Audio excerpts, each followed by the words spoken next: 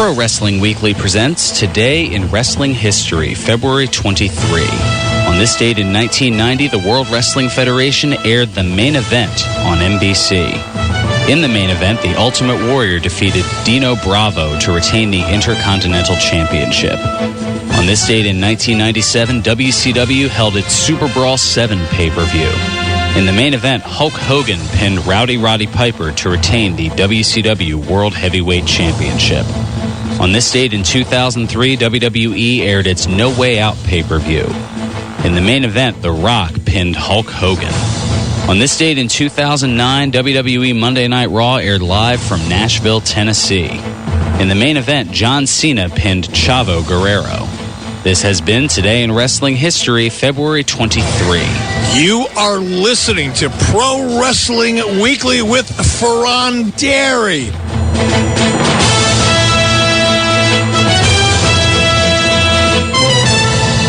Welcome back to Pro Wrestling Weekly here on 1490 WBCB and online at WBCB1490.com. Fearon Dairy here with you. Having all kinds of fun and analysis with the insanity that has been the Jack Swagger arrest and the Glenn Beck involvement, which Bob chiming in on the Facebook fan page, he says, actually, the Glenn Beck situation might be a storyline. He could show up on the Titantron and rip the WWE about the stupid Swagger line and how embarrassed the WWE and Vince should be with it, which a lot of fans probably are also. The WWE would get a lot of media attention if he did that, but Swagger blew it by being arrested or getting arrested. I don't think that Glenn Beck would do that. I mean, he has said on his program, I listened to a little bit of the 17-minute commentary. He is not a WWE fan. He actually can't stand the WWE. He had some scathing words early in the segment about Linda McMahon from a political standpoint, and he knows that as much as involving himself with this would garner him some publicity, which he hasn't really had a lot of the last couple of years since leaving Fox News, or I guess being ousted from Fox News. I'll admit I'm not 100% knowledgeable about that because I know politics is not my expertise. But in either case, he wants nothing to do with this, basically. And his commentary pretty much, or his response to WWE's invite pretty much stated that, I'm currently booked doing anything else. In other words, he wants to do anything else but be involved with WWE. So I don't think that's necessarily something he's going to do. And I knew Doug was going to get some sort of a pot shot in.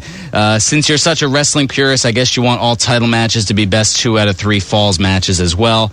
No, that's not necessarily the case. That's not what I'm going with. But an occasional one every once in a while wouldn't hurt. That's all I'm saying. Just to shake things up, get a longer match, maybe, I don't know, fill some of that time that they need to fill up every 3 hours on a Monday night. That's a good portion of it's being used to recap what we already saw 5 minutes ago. And then 10 minutes after that, a recap of the recap. Yeah, you could, throw 2 out of 3 falls matches in there and soak up about 20, 25 minutes. Take maybe 1 or 2 commercial breaks in a match. That wouldn't be a bad idea, but no, not all title matches, smarmy, would be best 2 out of 3 falls matches in my world. But thanks for playing the game anyway. All right, let's get back to the phones. We've got John, I believe it is, calling in here. John, welcome to Pro Wrestling Weekly. Man, I thought this was a rodent-free zone. All right, let's get the actual John here. This is John from the Northeast. Impersonators alike here. The one and only, exactly. I hope so. I mean, I don't know. It'd make me feel a little special, But what do you think? Maybe WWE does have like kind of like an NFL version of Black Monday, where they make all these cuts. You think maybe if they were to do it, it would happen around that time, or do you think maybe after Mania that they might cut them? Well, it's certainly possible. I mean, for whatever reason, WWE tends to announce a lot of their releases on a Friday because they end up tending to be breaking news for this program, which airs on a Saturday at noon. So they'll make those releases either Friday afternoon, Friday evening, and that's kind of the fresh news going right into here that somebody has been future endeavored. And also maybe the wrestler got paid that day too. It's like an Office Space, they eliminates the possibility of confrontation. Yeah, that sounds like a possibility. But I don't know. It's definitely, if SportsCenter covered this, it would be the number one in the not top 10, and it was probably the worst timing ever. But is this strike one or strike two for him? This would be strike one, as far as I know. I don't think he has had any other previous punishment for violations of a wellness policy. Now, with the wellness policy, see, with Swagger, it's different because it's pot. With Rey Mysterio and Randy Orton, now is that like the same kind of situation, or is it painkillers, or like what is? I mean, I know it constitutes a drug failure, but is it the same set of circumstances, or is it just totally different? Well, marijuana is different as far as punishment than any of the other drugs, and WWE doesn't disclose what drug they tested positive for. So we don't know whether it was some sort of a steroid, whether it was a painkiller, whether it was some sort of other narcotic drug. I mean, WWE keeps that under wraps. They just, when they make their statement, they say so-and-so has violated the wellness policy. This is their first violation, and they will be suspended for 30 days. But they don't say what necessarily it is. And what also murks the waters in this is the fact that the charges don't state what Swagger. They said that Swagger was driving under the influence, but it doesn't say driving under the influence of what. We do know from the TMZ story that broke that it was not alcohol. So, it wasn't an alcohol issue, but whether it was just under the influence of marijuana or whether it was something else that was undisclosed, and maybe WWE's trying to find that out. Maybe they're biding their time until this court hearing on March 12th to get the rest of the facts to be able to determine what exactly happened this past Tuesday night, have all the facts laid out there, and then be able to make the determination from there. Okay, this is what happened. All right, we can suspend Swagger. This counts as a drug violation, or it was just marijuana. Okay, this is subject to a $2,500 fine. He looks like Tommy Gunn in his mugshot, by the way. But I'll say this: if it was on him and it was his alone, I think that constitutes the suspension. But if he was distributing, that should be like no questions asked. Just terminated. If he was distributing, that's just how I feel about it completely. I think it's because it's just building this guy up. He's any news person. First of all, people in the news, like touching on this Glenn Beck situation, anybody in the news knows it's a work. They know it's scripted. So for anybody to take it seriously is either trying to sell a book or get their face in front of the camera, or both. So in this instance with Glenn Beck, it's always whatever can get me into the Twitter results or whatever gets me into the Google results. But at the end of the day, it's just, I think the WWE should get in front of this and say, look, we're not going to stand for this. We're not going to allow this to go on. And they do with that, with the wellness policy. But you're building up a guy to be, as you said, he's the all-American, American, anti-American. And to be booed on pro-America promos is interesting, but then you do this and you're just totally botching everything you do. And I don't know where they would even go with Zeb Coulter on this. I think that you bring him in, that was great. He can work the mic. You got a guy that can cut promos like that. And Swagger, just being typical Swagger. Swagger is better when he's just saying 3 or 4 words over and over again. I don't want to keep hearing him drag out the S in all his words. So you're saying he should team with Ryback, and they can both say "Feed me more"? Yeah, feed me s'mores. I don't know. I mean, whatever. Feed me s'mores. No, we don't need that. Feed me s'mores. I learned about it through Twitter. I was watching the Twitter, and because I was monitoring what was going on in New York with the PlayStation 4, and I seen Jack Swagger, and I'm like, uh-oh. And I clicked on it, and one of the first tweets I saw was from Lance Storm. And he said, "We don't know what happened. We don't know the set of circumstances. Bottom line, DUI. It's simply irresponsible, and that's a person's own actions, and don't know what's going to happen with him. But at the end of the day, you're responsible for your own actions." And I couldn't agree more. it just makes perfect sense. Yeah, no, definitely. And I mean, your thoughts of, I mean, if he is distributing, I mean, you're right on board with Section 14 of the wellness policy, and that's why they have that in there. Distribution equals immediate dismissal. Now, they haven't maybe been able to determine that yet, and that's why they haven't acted, other than making that statement of Mr. Swagger's responsible for his own personal actions. I mean, it's not like he's like Weebay or Stinkum or Bodie or any of the characters from The Wire. We don't know what was necessarily in the car or how much. But if it's on him and it's on his person, okay, fine. If it's under a spare tire, that's a different story. Yeah, that exactly. But that'll hash itself out, I would imagine, as that.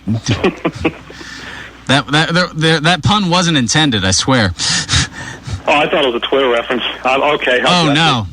Yeah, yeah, I know. We went two play on words or something. Exactly. It's amazing how these things happen. All right, thanks so much for the call, John. I got to get rolling here. I got news, all kinds of other news coming your way that's not Jack Swagger related. WWE announcing this past Monday. I know we're looking ahead to WrestleMania 29, but they've already announced WrestleMania 30 will be Sunday, April 6, 2014, from the Mercedes-Benz Superdome in New Orleans, Louisiana. Hopefully they'll get the lights fixed by then. Yeah, I had to throw that pot shot in there.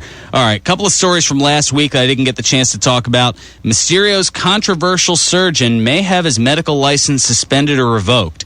David Chow, the surgeon who has performed multiple surgeries on Rey Mysterio, may have his medical license revoked by the California board due to allegations of, quote, gross negligence in his care of patients. Chow also serves as the head physician for the San Diego Chargers. A little mainstream reference there, so Starship Mac can pay some semblance of attention.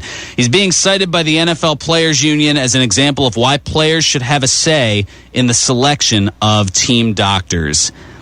Also, Sonny's Rehab, no longer funded by WWE. They released a statement to ProWrestling.net that will no longer fund Tammy Sitch's rehabilitation. Quote, as part of the former talent rehabilitation program, WWE has sent Miss Sitch to rehabilitation numerous times with all costs covered by WWE. Unfortunately, Miss Sitch has continued to make poor personal choices and is ultimately responsible for the consequences of these decisions. WWE has always provided rehabilitation at a certified treatment center. However, given Miss Sitch's inability to change her lifestyle and successfully complete treatment, WWE will no longer fund her rehabilitation. In other words, we've tried to help her. She still keeps screwing up, so we're out. Now she's on her own. That's pretty much what WWE is saying. It's a shame. I mean, I've always been a huge Tammy Sitch supporter. I've interviewed her here on the program. And, I mean, one can only hope. I mean, maybe that'll be the next step for Diamond Dallas Page to reach out to somebody else. And to follow up on that from last week, Scott Hall did arrive in Atlanta, Georgia this past Monday to begin his stay in Dallas Page's home. Hall is looking to follow in Jake the Snake Roberts' footsteps in sobering up and getting in better shape after being near death numerous times from various drug and alcohol issues. And WWE video games, they've got a new home. Bloomberg News reporting that Take-Two has officially agreed to take over the WWE video game franchise from bankrupt THQ. Take-Two has developed and published many notable games, including the Grand Theft Auto series, the Manhunt series, the Midnight Club Racing series, and more recently, BioShock. Take-Two also owns the 2K game series and publishes its popular 2K sports titles. And as a follow-up for that, WWE, they're stepping right in line with it. 2K and WWE have agreed to a 5-year deal to publish WWE video games rebranded as WWE 2K and whatever the year is. And in this case, WWE 2K14 is expected to be released in the fall of this year. Also, Santino getting his neck worked on. WWE wrestler Santino Marella stating on his Twitter page that he underwent a neck procedure. Quote, neck procedure went well today in Pittsburgh. Shouldn't be long before I'm back in action, I'm hoping. He followed up later in the week on Twitter that he hopes to receive medical clearance March 1st to return to the ring. So I guess that means he won't be around to check out Kelly over at George's Cards and Collectibles.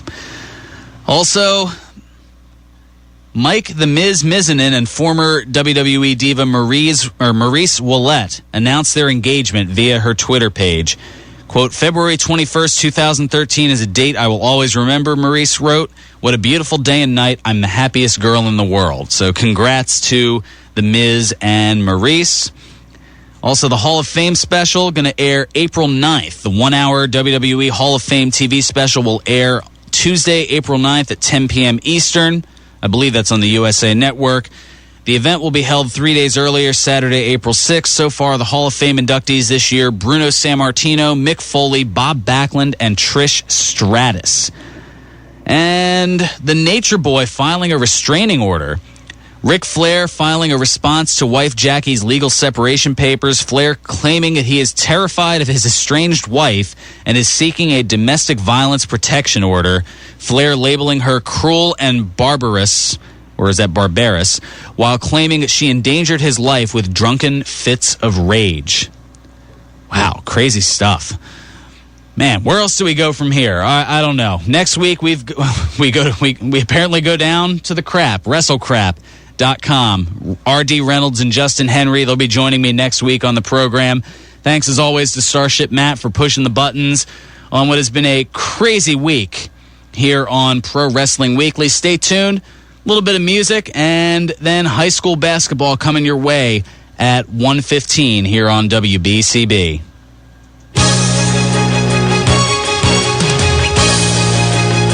$14.90 WBCB, Levittown, Fairless Hills, Trenton.